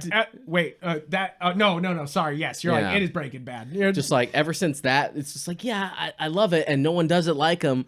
But this guy can do other stuff. Yeah, you're like, you can do other things. I guess in Timothy Olyphant's case, he just really seems to enjoy. He's just like, sure, I'll play a cowboy again. He's like, fuck it. I know I've done it 7 other times. I'll play another cowboy. This one's in space. I'm a space cowboy. And that's what I was kind of I was really happy with that death. I was like, that was well done.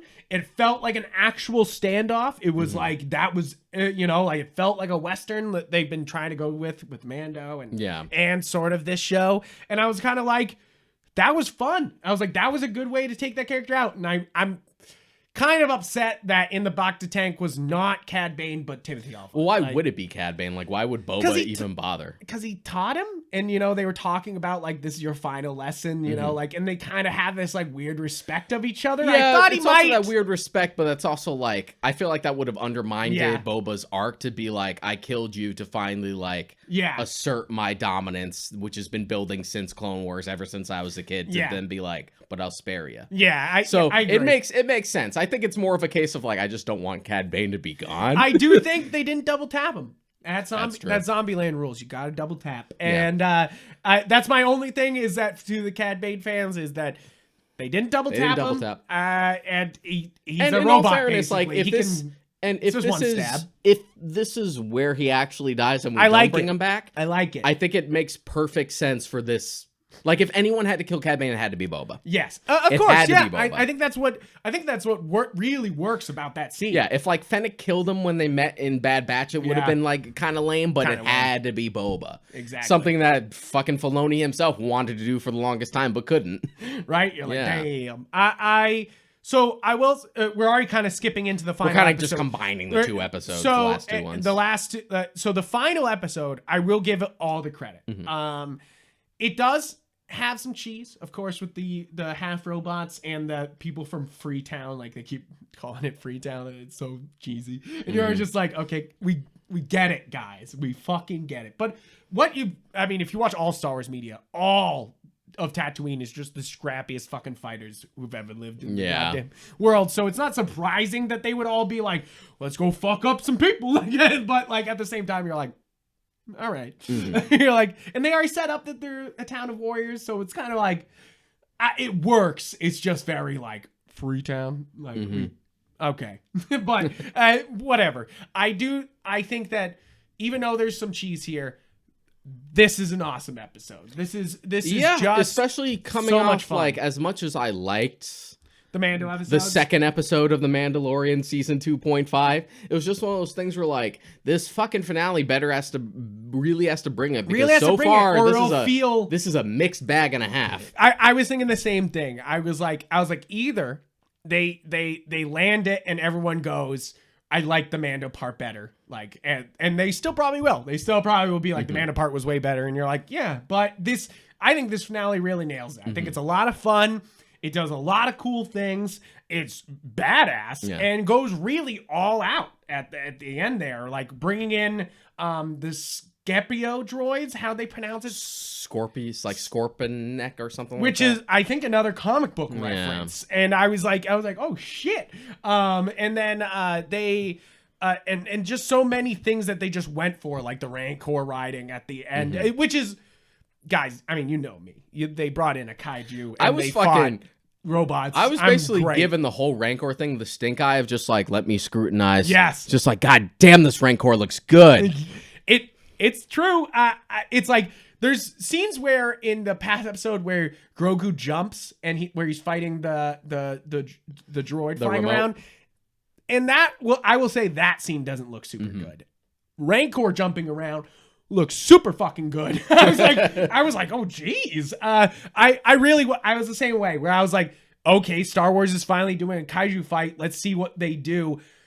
Robert Rodriguez was the perfect pick for this because he loves other movies and he makes so many references. Like you have the claws coming over the edge, which is very Jurassic Park, but then you have him popping over the top like he is Godzilla, because Godzilla does that in the original where he comes over the top of the hill, and even in many other ones. I mean, there's some meme ones. I know Robert Rodriguez is a big kaiju fan. Like I know his what the hell is the name of his network? El Rey. El Rey It's Network. like El Rey or Del Rey or something like that. Yeah. I know, like when he's not showing like westerns and shooty just stuff, kaiju it's movies. a bunch of kaiju movies. Yeah. I love this. I love this. As a Robert Rodriguez fan too, I love this because you're like, he finally got to do a kaiju and it's fucking rad. He also voices the Ithorian mayor.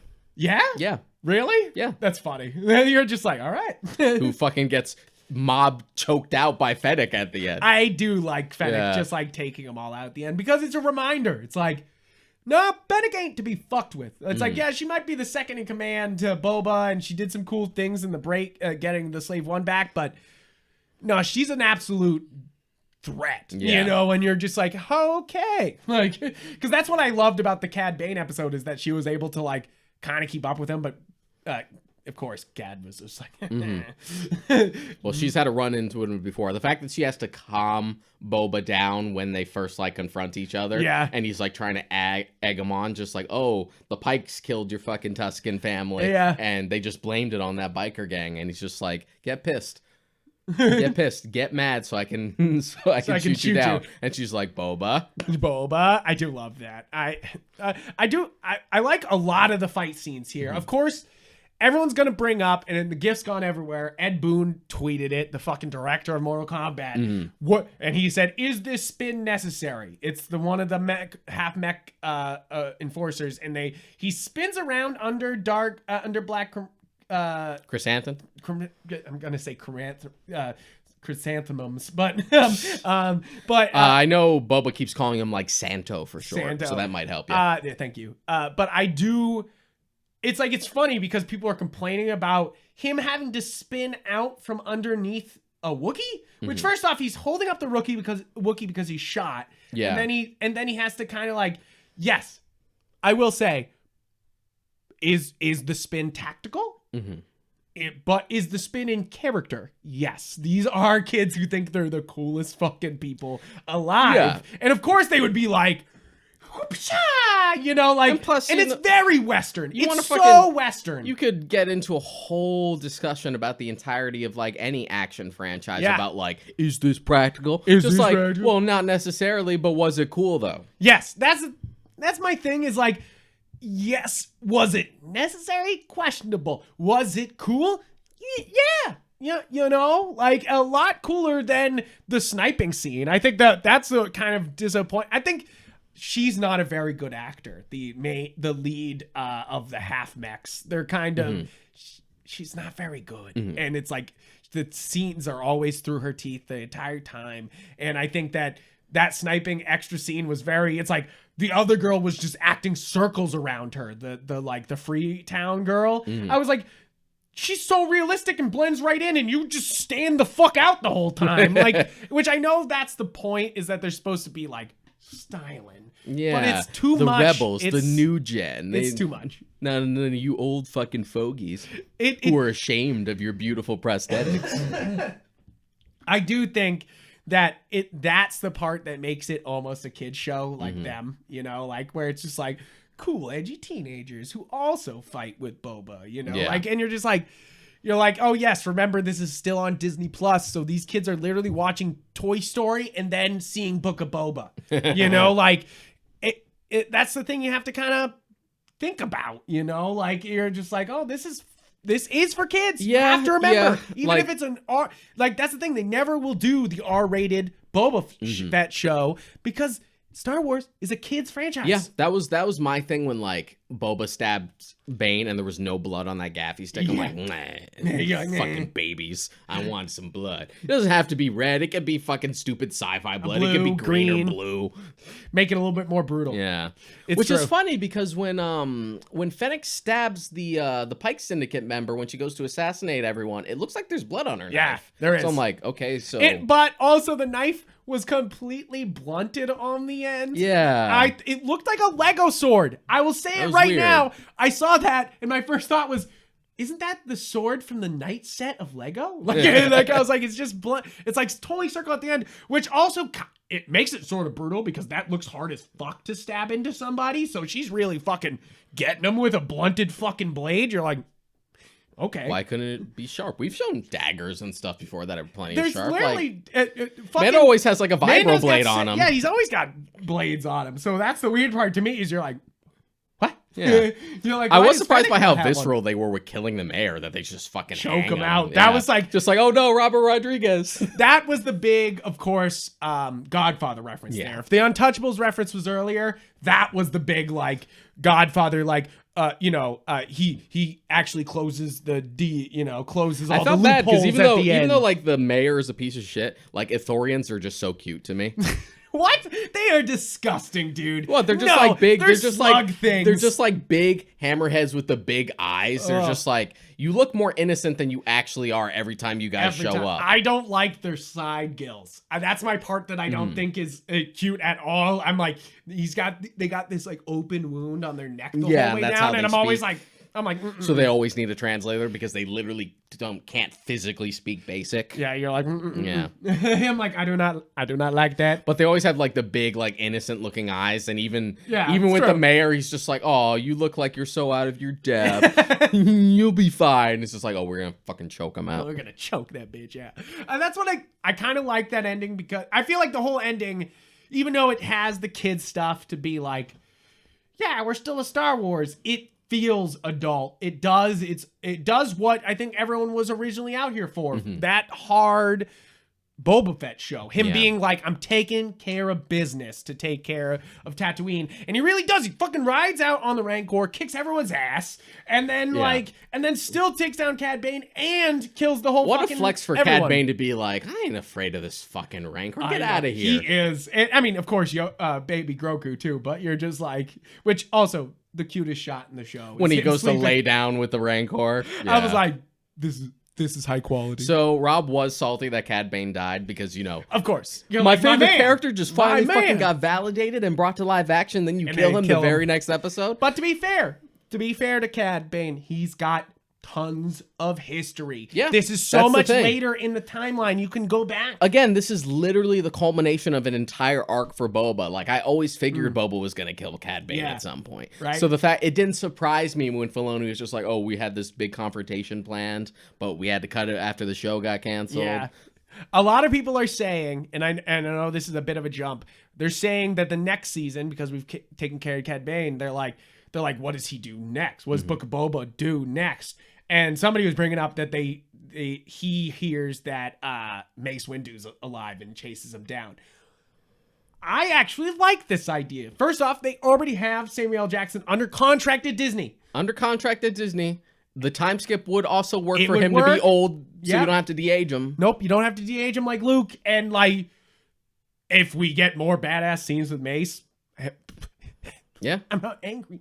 I love that man. It's like he's one of my favorite That would make Jedi, sense. and it's like, And it I would would probably, love that. I'd imagine, I can already kind of picture where it would go. Yes. Just like because Boba's a much more mature person at this point in his life. It's And- like, it's not about revenge anymore. And what would be great about it is because there's it feels very segmented, all the other stuff in the show. By hunting down a Jedi, Luke could be trying to save Mace, and you Yeah. could bring in Luke, to face Boba, again. Just keep on spending money. Because I think that's one of the things that I think works with the show is that Boba is actually really connected to Luke because Luke kills him, and it's like, does he? It leads to his death. Sort of. And it's like, it's one of those things that like, I would love to see that confrontation again. That like, you're the one who put me in the Sarlacc pit. Like there's stuff to mine for another season here. Like I do hope we can do more. Like It wasn't Luke, it was Han. it isn't it Han? He hits him with the he hits the him. blaster. He hits him with a stick accidentally. Yeah. because it's actually it's a joke, just Yeah, like right. Boba Fett is in the original trilogy. Boba Fett, where he hits his jetpack and Yeah. he goes into the Sarlacc I do pit. love that So it's joke. Han he has a beef with. Which we can't do. Yeah. Like that's the thing. It's like I don't think you. Please, I know Harrison Ford would not be down for young Han showing up. Like younger Han showing up, like same as Luke is. Like Mark Hamill loves properties. Unless Harrison's just like, Harrison sure, does as not. long I don't have to fucking be on set. Yeah, Do right. what you want. I don't give a shit as long as I don't I have get to a be paycheck. there. Yeah, as long as I get a paycheck. I'm sure you So do who that. knows? I'm sure he would be like, money? All right. But I was do even think that shocked would be they, better. I was even shocked that they brought him back for Rise of Skywalker. Yeah, It's just right. like, how big was that paycheck? Yeah, that must have been huge. But I that's the thing is I don't really want Han to be brought back in season 2. I think it would be better to do like Mace and really get Boba mixed up with the Jedi and like all that type of shit. Because if you're right and Mandalorian's trying to take back Mandalore shit, like that would be a fun distinction between the two shows. Is that like no more Jedi stuff in Mando, but Boba's got some Jedi stuff. You're like, that'd Yeah. be... And another thing with the Cad Bane thing is like we jump around in timelines all the time. Yeah, Cad Bane could literally show up in another Bad Batch episode. right. It's all good. He's been set up in that show, so you're kind of like, there's more to that coming. There's more Bad Batch coming. So you're like, Yeah, like Maul being killed in Rebels didn't stop the hype for seeing him in the final season for Clone Wars, even though Right. it came out after. right? You're like, come on. It's still Darth Maul. You're like, it's still gonna be a damn good time. Which that's the other thing I think could be season 2 is obviously you've run into the Pikes. Who do you run in after you take down the Pikes? Darth Maul. Yeah, like his he's syndicate. supposed to be in charge. He would be dead by now, then, but it wouldn't be the first time we brought him back. So No, yeah, Do no, you he's think- dead. He's dead. he then. seems definitively dead Yeah. this time. If it's that timeline, Do you he's think? dead. Do you think if we hadn't already ticked that box in Rebels, that would be the big confrontation? Would be a rematch of Obi-Wan and Maul in the Obi-Wan show instead of doing Vader? Yeah, and they still might, like they still might like show clips of Maul like being taken down, but like who I feel knows? like if they hadn't already killed Maul in Rebels, they'd probably go for that instead to have Yeah. like that big live action rematch. Yeah, of course, I'm super excited for Kenobi. It is the next show. May 25th. I'm excited about it. It comes 2 days after my birthday, so it's gonna be like. I'm glad at least the Star Wars show like actually give us some fucking breaks between these, where it's like anytime the Marvel one wraps up, it's just like, okay, next one in a couple weeks. And you're like, wait, hold on. I have a lot of hope for Kenobi. I hope it's great, but it's dealing with a very small timeline here, and that's what I'm worried about. The only thing that's like, because the concept art showed different places, I'm like, okay, so it doesn't seem like it's gonna be all on Tatooine. Yeah, you're like, thank fucking God. Yeah, that's God. My thing. Yeah, just like we literally just had the show and that was like Tatooine. The teaser poster was Tatooine too, so you're like, weird. Which, I mean, that's my problem. Is this show could just be like him stopping threats as they come to take down Luke, like, which. Like you're like, what I do think is that might be what it is, and maybe to bring him off the trail, he'll go other places to be and hunted down by. But any confrontation between Darth Vader and Kenobi, this could also kind of undermines Episode 4. This could also like deal with like Obi-Wan's training and stuff like that about like becoming one with the Force, because we like set that up at the end of Revenge of the Sith. Yep. And it's further fleshed out in like the semifinal season of Clone Wars about how Yoda learns how to. Yep, and of course it's referenced in Last Jedi. Yeah, and it's like it's I do perilous. agree with you that it is one of the bigger contradictions of like, when I left you, I was but the learner. Just like, okay, so they clearly haven't seen each other in years. I guess not. But you can name a few of those for fucking Star Wars. You will go to the Dagobah system. You will be trained by Yoda, the Jedi Master, who instructed me. It's just like, did he? But Qui-Gon. Just like, yeah, but technically Yoda trains all the younglings, so technically. Same thing with like, my powers have doubled since the last time we met, Count. It's just like, what, last week? Yeah, you're like, wait, what? Yeah, exactly. Clone Wars, you're like, wait, last week? Yeah. What are we talking about here? Watching Clone Wars again, I will say, they did do a pretty good job, because connecting things, they do. I went into it knowing, like, do Anakin and Grievous meet in the show? They don't. They don't. Always find an excuse for them not to. Yeah. And you don't even notice it. It's awesome. They're always like, we're going to go fight Grievous, and then Anakin does something else. Yeah. And you're like, thumbs up. Yeah. Like, that's why it's great when they actually do meet in 3, and you're like, all right, there you go. Like, that's why I'm worried about this show. Kenobi's the next one. All right. Yeah. But overall, I think that Boba Fett is sort of a mixed bag. Yeah. It's sort of these growing pains of live action Star Wars. I feel like they kind of hit it out of the park with Mando. And they're kind of like, now how do we expand? And I think that this is a little bit of growing pains. Yeah, I have heard the arguments that like maybe this should have just been one subplot of The Mandalorian season 3, and I could see that. Yeah. I do agree with that. What I do hope, and I'm saying this again as more hopes for season 2, is that I do want young Boba before, I want flashbacks. If we're going to keep doing flashbacks, do worthwhile flashbacks. Give me young Boba taking people out. Do like a middle ground Boba where he's like sort of a young adult, but he's not fully Tamora Morrison yet. Bring back Boba's actor. Yep. He kept voicing him in Clone Wars. That'd be cool. That's the thing is I think there's a lot of roads ahead, and I think they could do a lot of things. I just hope they do, because I think that the next season of this show could be great, or it could be completely lost. Yeah. Like it could not know what it wants to land on. And that's the real terror of this, isn't it? Is that if they don't know where they're landing, it's going to be rough. Yeah. And I think that kind of shows here in this show is that like the first 4 episodes, they're like, this is Book of Boba, and then somebody stepped in and was like, no, this is not. This has to be bigger. Yeah.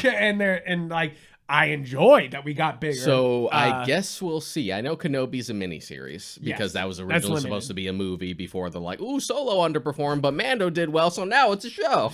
Yeah, true. It's same thing with Jeremy Renner in the Hawkeye movie. They're like, and it's a show. Which you're like, that turned out good. We're gonna have to find some place to pay off the end of Solo because we put Maul in it. Yep, you're like, so you're like, well, that's got to go somewhere. It's gotta go someplace.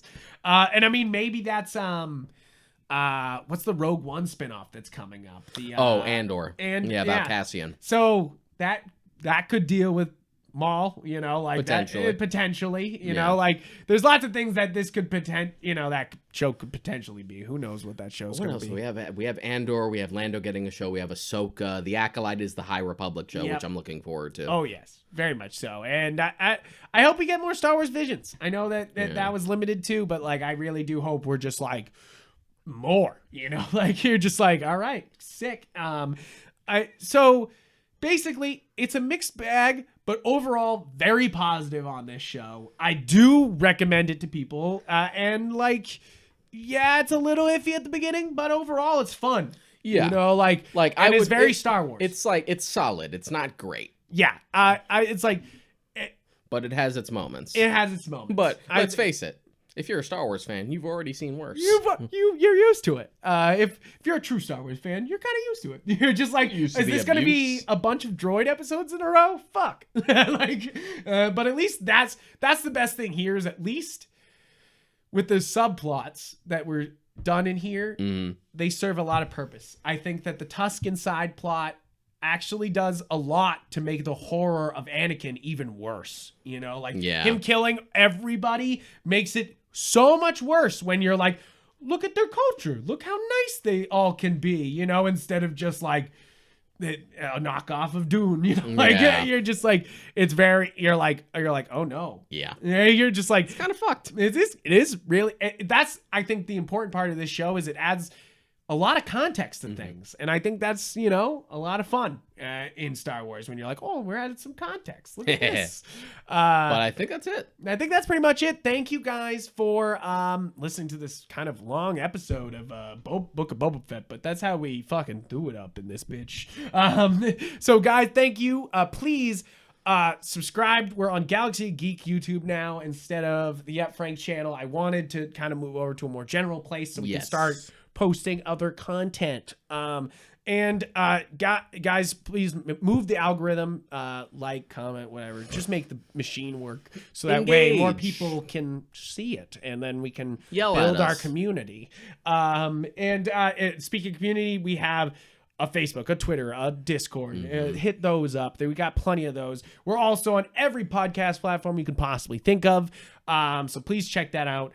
We are also on our personal social medias. I am Yep Frank or Yep Gundam on Instagram and Twitter. Yep Frank. Mod Kareka. And Mod Kareka. So if you want to see what we've been up to and see some pictures of what we're doing, check those things out.